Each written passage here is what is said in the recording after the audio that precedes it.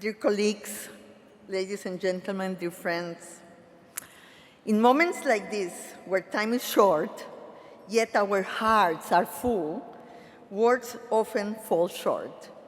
So I will just say one word, but I will say it many times. Thanks.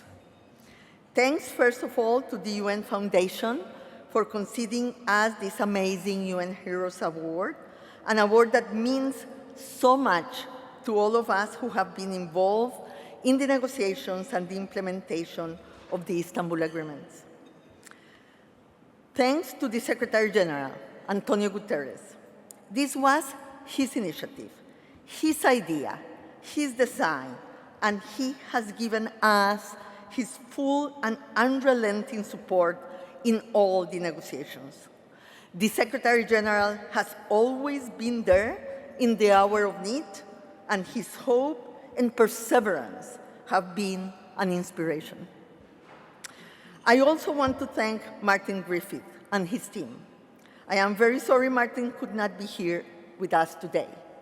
Martin has been a great colleague and a key element in the success of this initiative and in allowing that this new complex agreement could become a reality on the ground.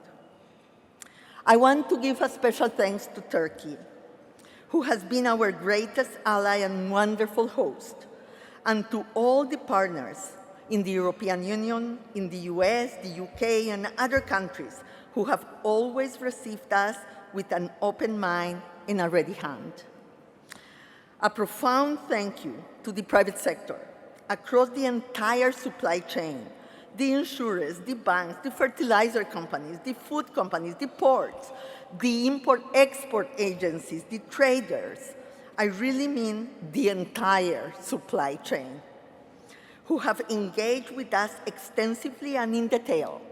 Here, I want to give a special thanks to the ICC and his president, John Denton, who was instrumental in the very early days of this process and has supported us all the way through. A special thanks to our counterparts in Ukraine and the Russian Federation for a serious, though difficult and complex negotiation. And lastly, let me now thank my own team.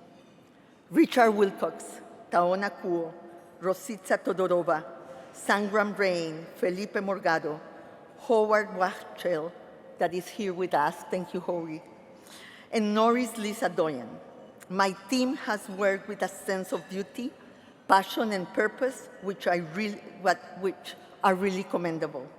I have been honored to have them by my side, as all the UNCTAD staff that has supported our analytical work.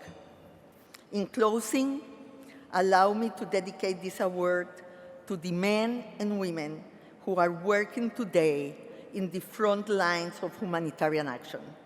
Many of them, as we have heard, risking their own lives in the process. Their courage and commitment embody the true spirit of this award.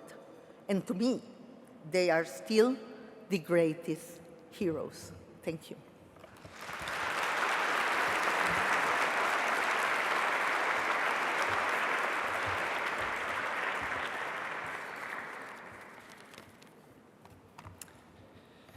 Thank you very much, Elizabeth, and thank you to the United Nations Foundation and all of its supporters and partners. I'm really honoured to be here today to represent the Undersecretary General for Humanitarian Affairs and Emergency Relief Coordinator, Martin Griffiths.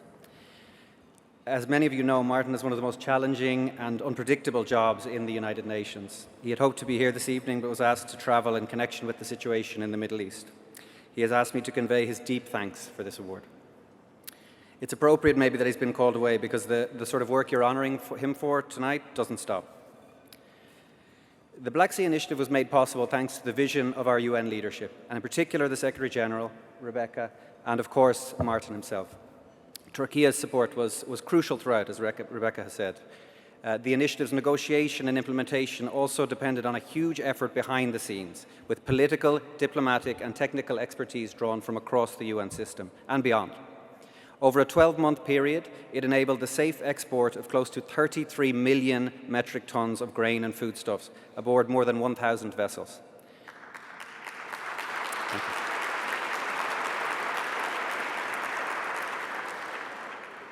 Every ship was jointly inspected twice. Every vessel movement required consensus across the parties. The operation also depended on the buy-in of the private sector, including the shipping and insurance industries. The process was rarely straightforward. Every day, micro-negotiations over plans and journeys were needed to keep things moving. I won't say it was uniquely stressful, although our office in the Joint Coordination Centre does have a blood pressure monitor next to the printer. But it challenged us to continuously innovate and to collaborate in new ways. Record numbers of people are in need around the world. The Black Sea Initiative has reminded us that bold solutions rooted in our common humanity can be put into action under UN auspices in even the most devastating of circumstances. This is also at the core of OCHA's work in the many crises in which we are deployed alongside local and international humanitarian organisations and workers. It has been an enormous privilege to work on this remarkable initiative, and all involved are hugely grateful for the very special recognition the UN Foundation is giving it today. Thank you very much.